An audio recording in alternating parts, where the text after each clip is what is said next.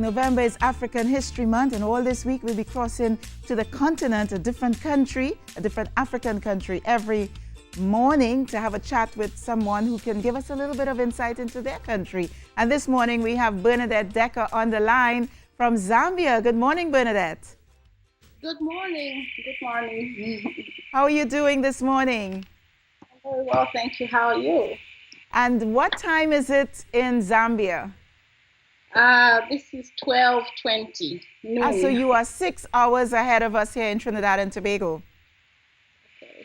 So it's African History Month here, and we just want to learn a bit more about your country. So tell us exactly where is Zambia located on the continent? So Zambia is in Africa, in the southern part, and yes, southern Africa, sub-Saharan Africa. And what is this? What is so give us an idea of your neighbors. Who would be your neighbors, neighboring countries?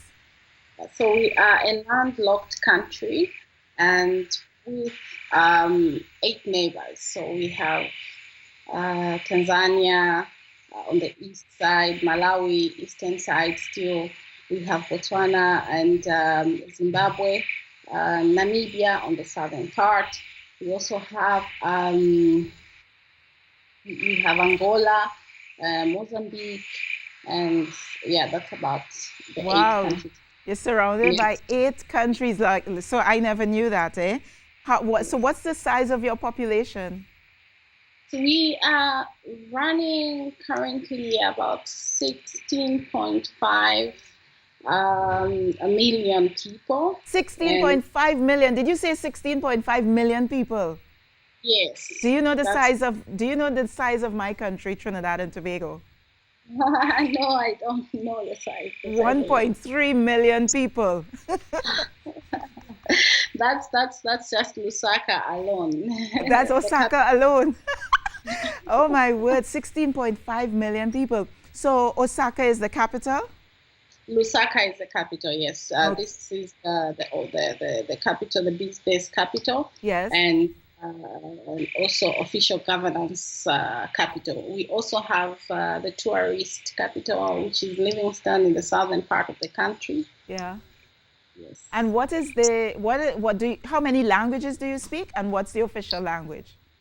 So the official language is English, only because we are a nation of 73 ethnic groups and dialects, including languages. 73. And then from the 73, we drew about 7 major languages. Yes. And so these ones, we just classify them as major languages, and we try to translate quite a number of information and data into these 7 languages just to reach out to the general populace. But otherwise, English is a medium of communication officially. And what language do you speak out of the 73 or 7? So I'm from the southern part of the country, Tonga. So I speak Tonga. Tonga? Tonga.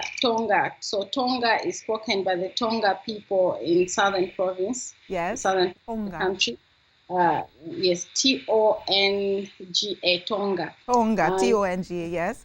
And how do you say hello? How are you in Tonga?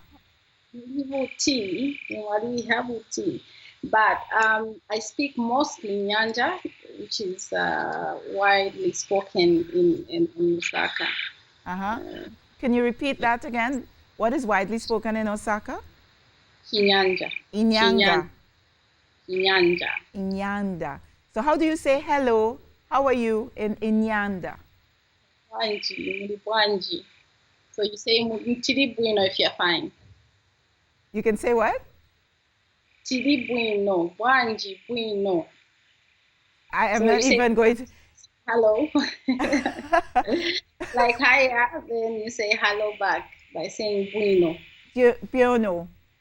Yes. Okay, piono. Okay. Well, you know what? I'm loving this conversation that we're having, learning about Zambia. Is there anything you want to tell us that, if some of those persons listening on this side of the Atlantic wanted to visit your country, what should we come and see? What should we look forward to? Right. So Zambia is a beautiful country. Like I said, I talked about 73 ethnic groups and languages thereof. So you can imagine what kind of a diverse society that we are. But we are such a unified people. We are one, and we intermarry. Different tribes can find it easy to marry from another tribe, and so we regard ourselves as one. So it's easy for me to speak another language, or I can easily get up and go and find work in another province where it is dominated by a certain ethnic group, and you still be able to fit in. So we have not had challenges of genocide whatsoever, or internal wars, because we are a different people.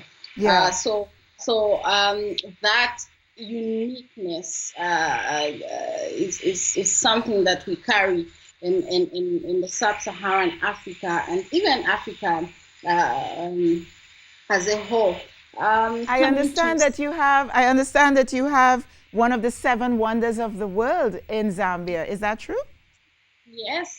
We have the Mosotunya Falls, widely known as the Victoria Falls, but otherwise it's Mosiotunya. It's in Lozi language, which means that the smoke that thunders. Yes. So this is found in the southern part of the country, and where I stem from. But that's not the only wonder that we have. We also have on the northern circuit quite a number of falls that are beautiful, and the only challenge that we've had as a country is that we have not really capitalized on or maximized on advertising our tourism industry. But otherwise, we have the best scenes. We have springs. Well, now that you've been exposed to Trinidad and Tobago and the rest of the world via Facebook, who knows, maybe you might have a caravan coming across to visit. Before we wrap up, Bernadette, you have the Big Five, right? You have the Big Five. Can you tell us what the Big Five in terms of the animals are that you have? I can't remember. I know the lion is one. Okay, yeah. So you are challenging me now. I know the lion is one too. There's a rhino. Yes. So there's elephant. Yeah. There should be a giraffe on it. The giraffe, and a hippo. And the hippo. So you have all 5 in your safaris in Zambia. So that's something to look forward to. And the last thing is, now in Trinidad and Tobago, we have 2 seasons, the rainy season and the dry season, but you have 3 seasons, correct? Yes, we have dry season. We classify our seasons in 3. We have the dry season, which is very hot, and also the cold part of it is still dry, which is we call it cold season, and then we have rain season. So it's hot, rainy, and cold season. I like that, hot, rainy, and cold. All right, Bernadette, thank you so much for taking time chatting with us all the way across the Atlantic in Zambia. It's African History Month. It was such a pleasure chatting with you, and maybe one day we'll actually meet and I'll come get a tour of your lovely country. So thank you. Have a wonderful day, the rest of your day, afternoon where you are, and we'll continue keeping in touch with the continent here on Now. It's African History Month. Every day you have to listen to see which different African country we'll be visiting every morning via Skype.